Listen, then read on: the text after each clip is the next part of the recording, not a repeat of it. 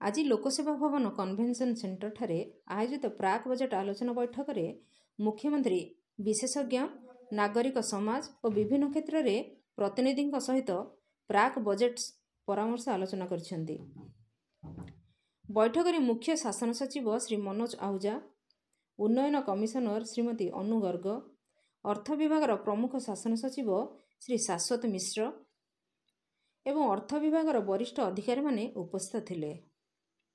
बैठक में गणमाध्यम को निजर विवृत्ति रखी मुख्यमंत्री कहिथिले जे चलित वर्षर बजेट किपरि लोकाभिमुखी होई परिबो से नहीं बैठक में समस्ते निज निजर बहुमूल्य मतामत देइछन्ति। ए बाबदरे साधारण लोक जानुआरी 31 तारिख सुधा ईमेल, व्हाट्सएप, वेब पोर्टाल माध्यम सेमानकर मतामत देबा पई व्यवस्था करा जाइछि। लोकंक सरकार रे लोकंक मतामत को गुरुत्व दिया जिवो एवं लोकंक आवश्यकता अनुसार योजना मध्य प्रस्तुत करा जिवो।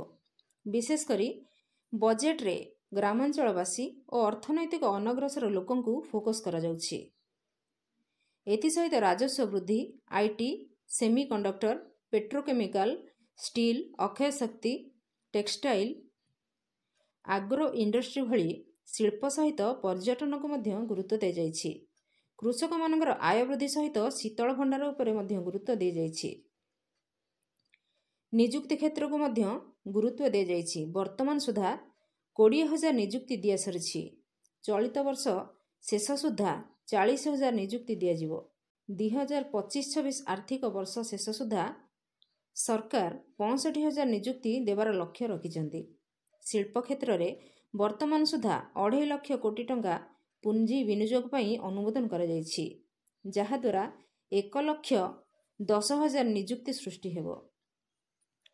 मुख्यमंत्री कहिथिले जे बजेट पई जे मतामत आसीछि तन्मध्यरु लोक हिताधिकारी मतामत गुडी को फिस्काल रेस्पॉन्स टीम गुरुत्व देव एवं एही बजेट समृद्ध ओडिशा गठन पई निश्चित भाव में एक पूर्णांग रूप में आसिबो बोली से कहिथिले। Bureau report, Nagaraj news.